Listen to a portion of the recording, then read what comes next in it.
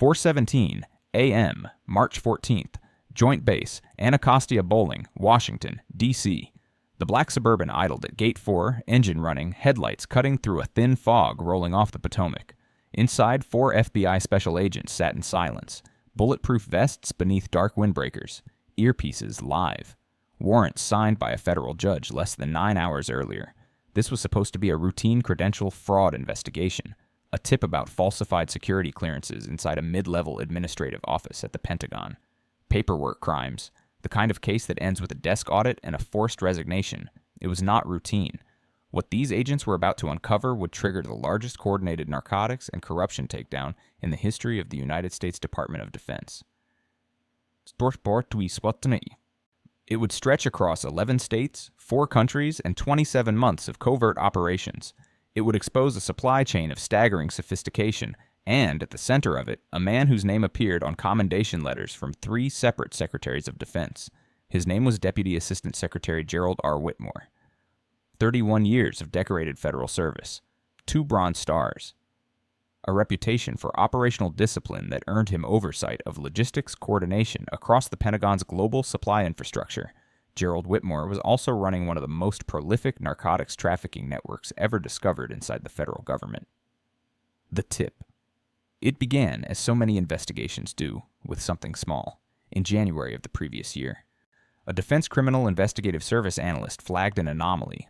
3 civilian contractors attached to Whitmore's logistics division had submitted security clearance renewals with inconsistent Social Security documentation. The discrepancies were minor. A transposed digit here, a date of birth mismatch there, clerical errors possibly. The analyst filed a report. That report landed on the desk of FBI Special Agent Katrina Morales, assigned to the Bureau's National Security Division. Morales pulled the contractor files. She ran background checks. Within 72 hours, she discovered that all 3 contractors were using synthetic identities. Fabricated profiles built from stolen personal information, layered with real employment histories and falsified references.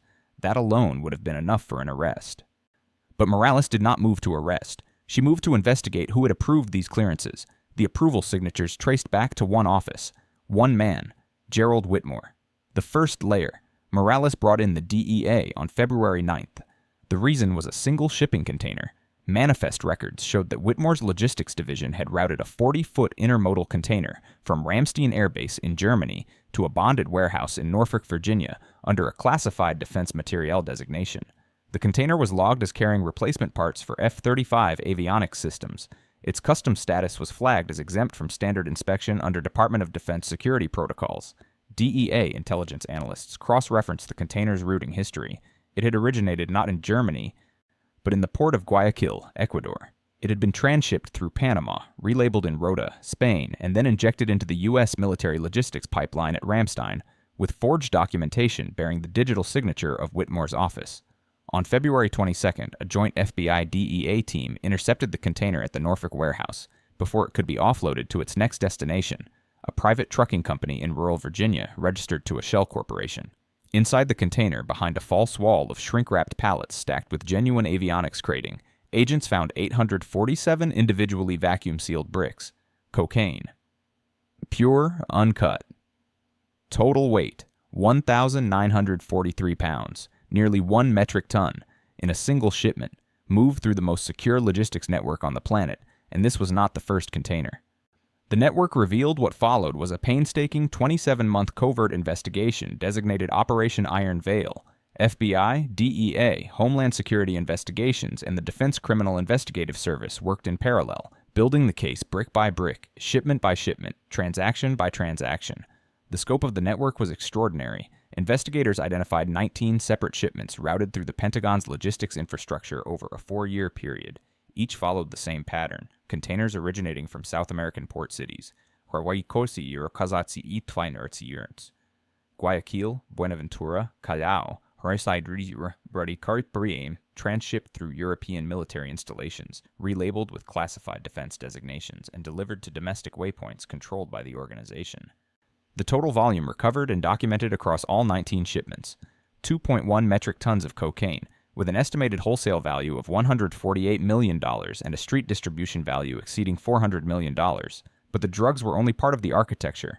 Financial investigators from the FBI's illicit finance and proceeds of crime unit traced the money through a cascade of laundering mechanisms. Shell corporations registered in Delaware, Wyoming, and Nevada. Commercial real estate purchases in Miami, Houston, and Las Vegas. Cryptocurrency wallets cycling funds through decentralized exchanges before converting to stablecoins and back to fiat currency in offshore accounts in the Cayman Islands and Singapore. Whitmore himself had accumulated $23.4 million in assets that could not be explained by his government salary of $187,000 per year.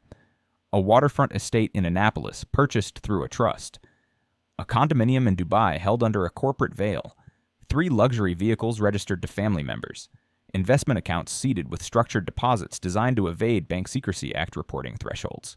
He had been hiding in plain sight, attending Pentagon briefings, reviewing classified threat assessments, sitting in meetings with generals and intelligence officials, signing commendation letters for junior officers while authorizing the movement of multi-ton cocaine shipments through military channels. The betrayal was total. The inner circle. Whitmore did not operate alone.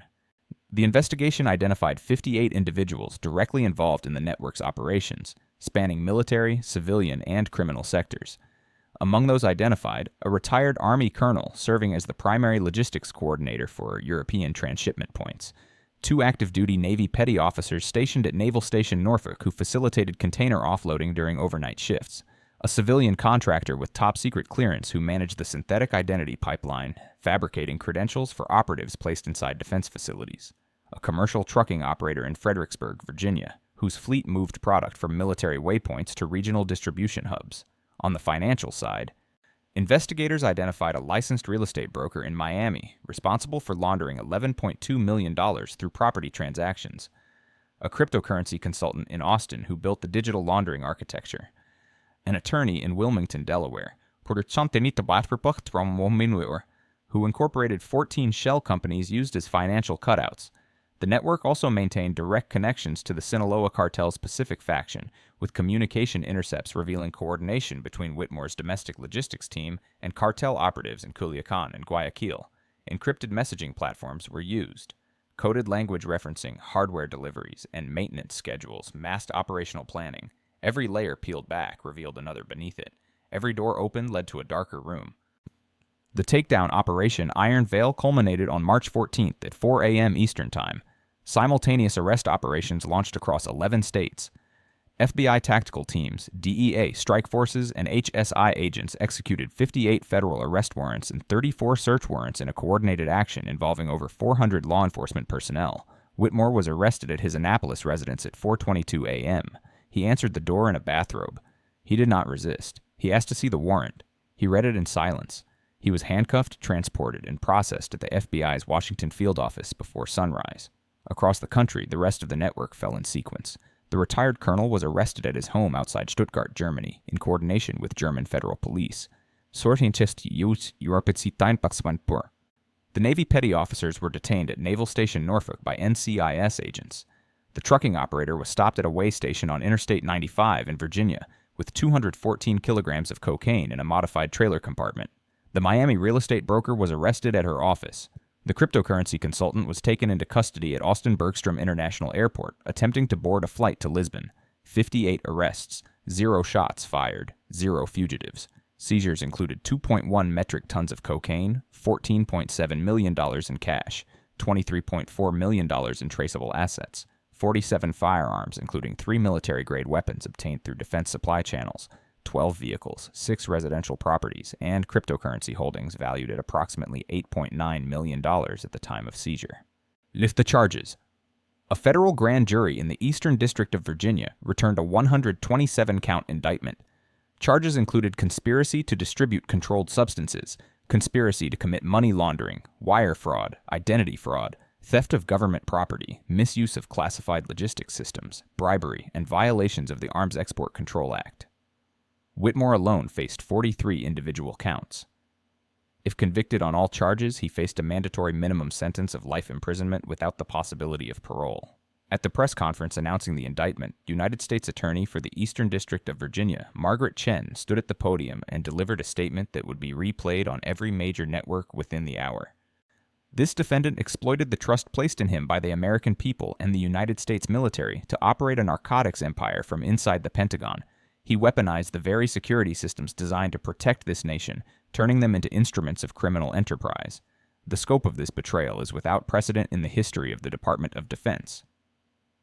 FBI Director's statement, released simultaneously, Operation Iron Veil, demonstrates that no one, regardless of rank, clearance level, or years of service, is beyond the reach of federal law enforcement.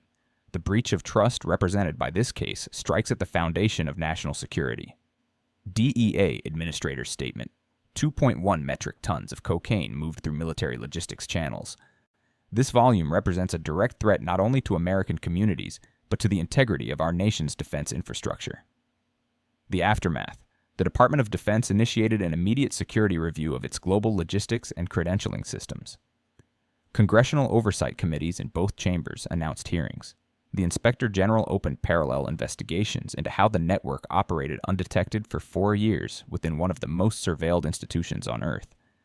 Victim impact statements entered into the court record painted a picture of devastation radiating outward from the operation. Communities in Virginia, Maryland, and North Carolina, where the cocaine was ultimately distributed. Families destroyed by addiction fed by the supply chain Whitmore maintained. Military personnel whose service records were tainted by association with compromised logistics operations. One statement from the mother of a 23-year-old who died of a cocaine overdose in Richmond, Virginia, was read aloud during the sentencing hearing.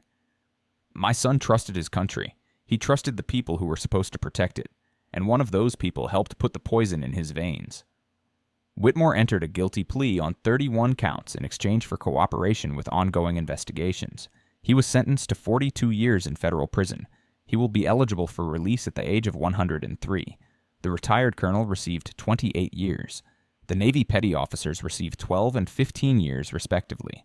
Two sentences across the remaining defendants ranged from 4 to 26 years. Total combined sentencing, over 600 years of federal prison time. The question that remains: consider what this case reveals. Not just about one man, not just about one network, about vulnerability itself. The most secure logistics system ever built by any nation in human history was compromised, not by a foreign intelligence service, not by a cyber attack, not by an act of war, by greed, by one man with the right access, the right clearances, and the right connections, who decided that the infrastructure of American defense could be repurposed as a drug pipeline. The containers moved through checkpoints designed to catch exactly this kind of threat. The documentation passed through review systems built to detect exactly this kind of fraud. The money flowed through financial systems monitored by exactly the kind of analysts trained to spot exactly this kind of laundering, and none of it was caught for 4 years, not until a single analyst noticed a transposed digit on a social security number. The systems failed. The oversight failed. The assumption that uniforms and clearances and commendation letters equate to integrity. That failed most of all. Operation Iron Veil is closed. 58 defendants are sentenced. 2.1 metric tons are in evidence vaults. $148 million in narcotics value has been removed from circulation, but the architecture of vulnerability that made this possible has not been dismantled. It has only been exposed. An exposure without reform is merely a warning that went unheeded. The next Gerald Whitmore may already have his clearance. He may already be signing manifests. He may already be routing the next container. The question is not whether the system can be exploited again. The question is whether anyone is watching closely enough to stop it.